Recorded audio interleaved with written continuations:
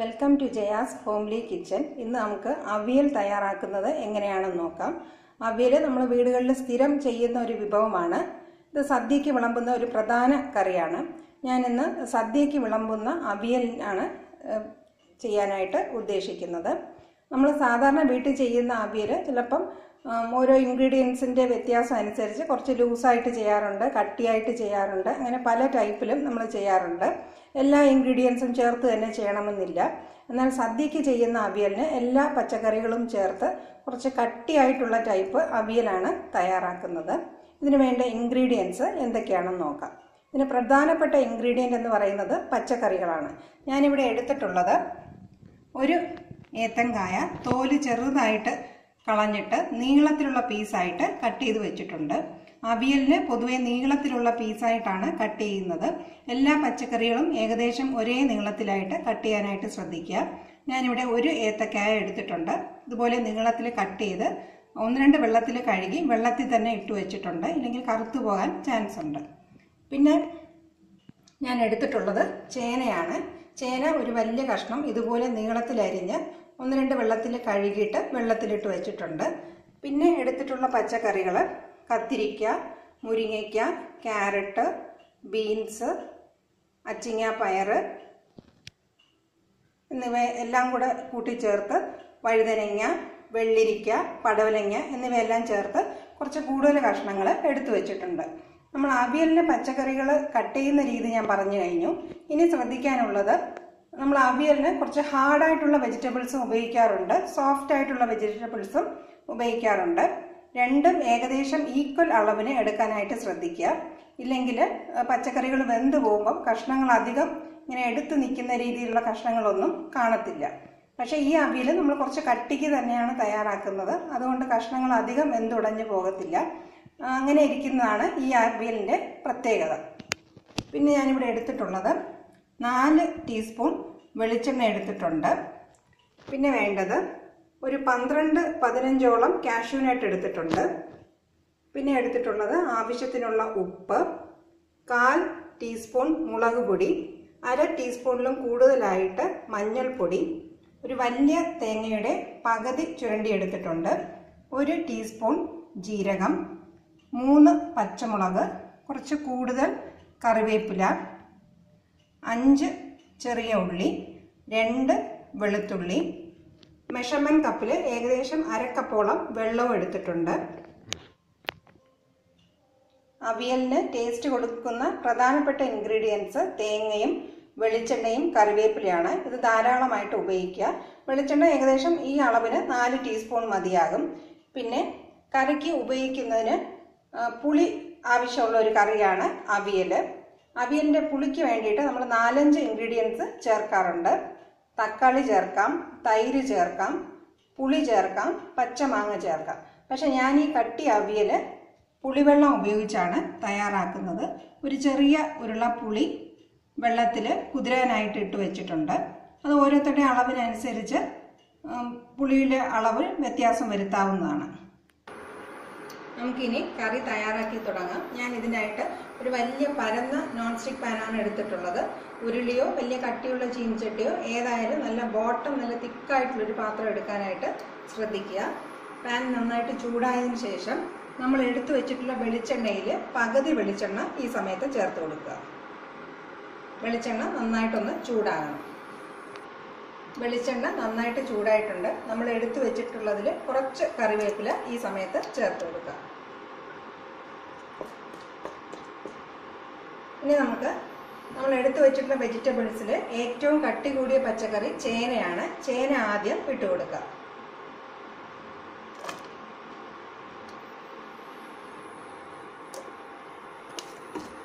ചേന ചേർത്ത് 1-2 മിനിറ്റ് നന്നായിട്ടൊന്ന് ഇളക്കണം.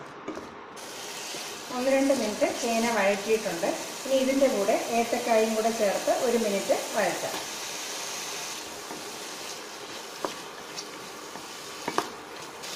ഏത്തയ്ക്ക ഒന്ന് ചെറുതായിട്ട് വഴറ്റിയതിന് ശേഷം ബാക്കിയുള്ള പച്ചക്കറികളെല്ലാം ചേർത്ത് കൊടുക്കാം.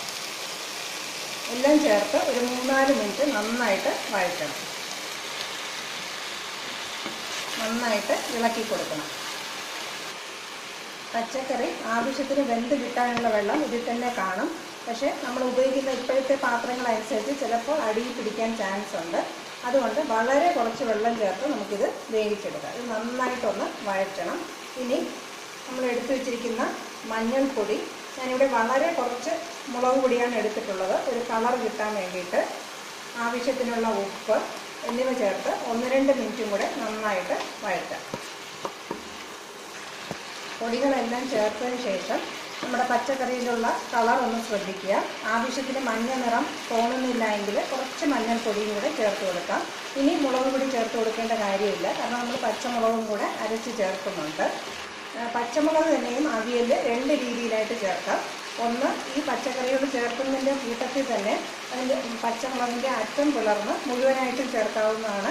നമ്മൾ അരപ്പ് തയ്യാറാക്കുമ്പോൾ അതിൻ്റെ കൂടെ അരച്ചും ചേർക്കാവുന്നതാണ്. അപ്പോൾ ഏത് രീതിയിലാണ് ചെയ്യുന്നതെന്ന് നോക്കിയിട്ട് വേണം പച്ചമുളകിൻ്റെ അളവ് തീരുമാനിക്കാനായിട്ട്. അരച്ച് ചേർക്കുന്നെങ്കിൽ 3 പച്ചമുളകാണ് ഞാനിവിടെ എടുത്തിട്ടുള്ളത്. ഞാൻ അരച്ചാണ് ചേർക്കുന്നത്.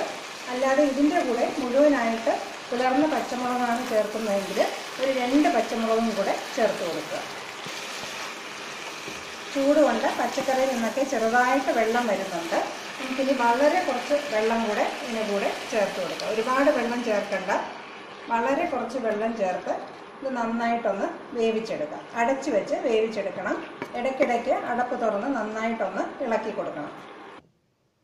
കറിക്കുള്ള അരപ്പ് തയ്യാറാക്കാം. ചെറിയ ഉള്ളി, വെളുത്തുള്ളി, ജീരകം, പച്ചമുളക് ഇതെല്ലാം ചേർത്ത് കുറച്ച് കറിവേപ്പിലയും കൂടെ ചേർത്ത് ഒന്ന് ചതച്ചെടുക്കാം. ഒരുപാട് അരഞ്ഞു പോരുത്, ചെറുതായിട്ട് ചതച്ചെടുക്കാം. പച്ചമുളകും വെളുത്തുള്ളിയും ചെറിയ ഉള്ളിയും ജീരകവും കറിവേപ്പിലയും കൂടെ 1-2 ചതച്ചെടുത്തിട്ടുണ്ട്. ഇനി നമ്മൾ എടുത്തു വെച്ചിട്ടുള്ള 1 മുറി തേങ്ങയും കൂടെ ചേർത്ത് ഒന്ന് ഒതുക്കിയെടുക്കാം. ഇതിനകത്ത് വെള്ളം ചേർക്കേണ്ട ആവശ്യമില്ല. തേങ്ങയും കൂടെ ചേർത്ത് അരപ്പ് ഒതുക്കിയെടുത്തിട്ടുണ്ട്. പച്ചക്കറി ഇടയ്ക്കിടയ്ക്ക് ഇളക്കി കൊടുക്കുക. വെള്ളം ഉണ്ടോ എന്നുള്ളത് ശ്രദ്ധിക്കുക. ഈ വെള്ളത്തിൽ തന്നെ നന്നായിട്ട് വെന്ത് കിട്ടും. ഇനി വെള്ളം ഒന്നും ചേർക്കരുത്. അഥവാ അടി പിടിക്കുന്ന പോലെ തോന്നുകയാണെങ്കിൽ ഫ്ലെയിം കുറച്ച് വെച്ച് തന്നെ വേവിച്ചെടുക്കുക. പച്ചക്കറികൾ ഏകദേശം പകുതി വേവായിട്ടുണ്ട്. പച്ചക്കറികൾ ഇളക്കുമ്പോൾ തന്നെയും ഒരുപാട് ശക്തി ഉപയോഗിക്കാതെ വളരെ സാവകാശം ചേർത്ത് കൊടുക്കുക, ഇല്ലെങ്കിൽ കഷ്ണങ്ങൾ പൊടിഞ്ഞു പോകും. ഇനി നമുക്ക് എടുത്തു വെച്ചിട്ടുള്ള പുളിവെള്ളവും കൂടെ ചേർത്ത് കൊടുക്കാം.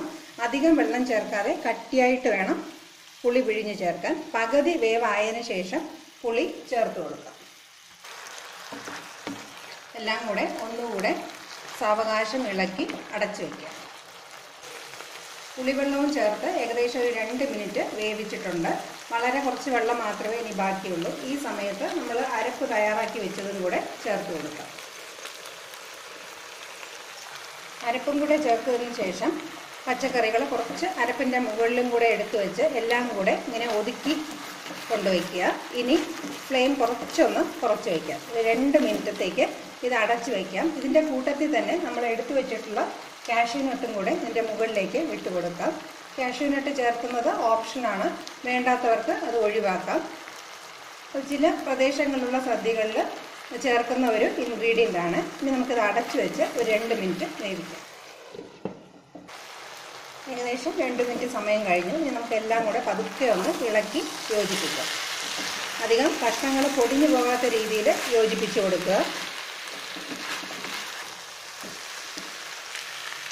പുളിവെള്ളം ചേർത്ത് കൊടുത്ത സമയത്ത് തന്നെ ഇതിൻ്റെ ഉപ്പൊന്ന് ചെക്ക് ചെയ്യുക. ആവശ്യമാണെങ്കിൽ കുറച്ച് ഉപ്പും കൂടെ ചേർക്കാവുന്നതാണ്. ഞാൻ നോക്കിയപ്പോൾ എനിക്ക് ആവശ്യമുള്ള കൃത്യം ഉപ്പും എരിവും പുളിയും ഒക്കെ ഉണ്ട്.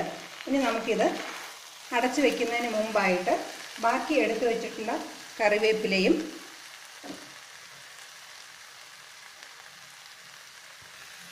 ബാക്കിയുള്ള വെളിച്ചെണ്ണയും കൂടെ ചേർത്ത് ഒരു 2 മിനിറ്റ് അടച്ചു വയ്ക്കാം. ഇനി ഇളക്കേണ്ട ആവശ്യമില്ല, ഇങ്ങനെ തന്നെ വെച്ച് ഒന്ന് അടച്ചു വയ്ക്കാം. ഏകദേശം ഒരു 2 മിനിറ്റ് വെളിച്ചെണ്ണയും കറിവേപ്പിലയും ചേർത്ത് അടച്ചു വെച്ച് ഏറ്റവും ലോ ഫ്ലെയിമിൽ വെച്ച് വേവിച്ചെടുത്തിട്ടുണ്ട്. പച്ചക്കറികളെല്ലാം നന്നായിട്ട് വെന്തിട്ടുണ്ട്, നല്ല ഡ്രൈ ആയിട്ടുണ്ട്. ഇനി നമ്മുടെ അവിയൽ തയ്യാറായി കഴിഞ്ഞു. ഇനി നമുക്ക് ഗ്യാസ് ഓഫ് ചെയ്തിട്ട് അടപ്പ് വെച്ച് ഒരു 5 മിനിറ്റ് അടച്ചു വെച്ചതിന് ശേഷം അവിയൽ ഉപയോഗിക്കാം. 5 മിനിറ്റ് സമയം കഴിഞ്ഞു. ഇനി നമുക്ക് അവിയൽ ഉപയോഗിക്കാവുന്ന രീതിയിലായി കഴിഞ്ഞു. ഇതിനൊരു വിളമ്പുന്ന പാത്രത്തിലേക്ക് മാറ്റാം. വളരെ സ്വാദിഷ്ടമായ കേരള സദ്യ അവിയൽ തയ്യാറായി കഴിഞ്ഞു. അവിയൽ തയ്യാറാക്കുമ്പോൾ പ്രത്യേകിച്ച് ശ്രദ്ധിക്കാനുള്ള 2-3 കാര്യങ്ങൾ. എല്ലാ പച്ചക്കറികളും ഒരേ അളവിന് തന്നെ നീളത്തിൽ കട്ട് ചെയ്തെടുക്കാനായിട്ട് ശ്രദ്ധിക്കുക. നീളമായിട്ടുള്ള പീസായിട്ട് തന്നെ കട്ട് ചെയ്യണം. സാമ്പാറിനെ പോലെ വട്ടത്തിലുള്ള കട്ടി കൂടിയ പീസായിട്ട് അങ്ങനെ കട്ട് ചെയ്യരുത്. പിന്നെ തേങ്ങയും കറിവേപ്പിലയും വെളിച്ചെണ്ണയും ആവശ്യത്തിന് ചേർക്കണം. വെള്ളം ഞാനിവിടെ 1/2 കപ്പ് പറഞ്ഞിട്ടുണ്ടായിരുന്നെങ്കിലും അത്രയും ഉപയോഗിച്ചില്ല. വെള്ളം കഴിവതും വളരെ കുറച്ച് തന്നെ അവിയൽ തയ്യാറാക്കുക. എന്നാൽ മാത്രമേ നമുക്കിങ്ങനെ ഡ്രൈ ആയിട്ടുള്ള അവിയൽ കിട്ടത്തുള്ളൂ. പുളിവെള്ളവും വളരെ കുറച്ച് വെള്ളത്തിൽ വേണം തയ്യാറാക്കി എടുക്കാനായിട്ട്. ഇത്രയും ശ്രദ്ധിക്കാമെങ്കിൽ എല്ലാവർക്കും നല്ല അവിയൽ തയ്യാറാക്കി എടുക്കാവുന്നതേ ഉള്ളൂ. പിന്നെ തേങ്ങയും അധികം അരഞ്ഞു പോകാതെ ശ്രദ്ധിക്കുക. ഈ റെസിപ്പിയെ കുറിച്ചുള്ള കമൻസ് എനിക്ക് തീർച്ചയായിട്ടും അറിയിക്കുക. എല്ലാവരും ഇത് തയ്യാറാക്കി നോക്കുക. എൻ്റെ ചാനൽ സബ്സ്ക്രൈബ് ചെയ്യാനും മറക്കാതിരിക്കുക. Thank you for watching my video.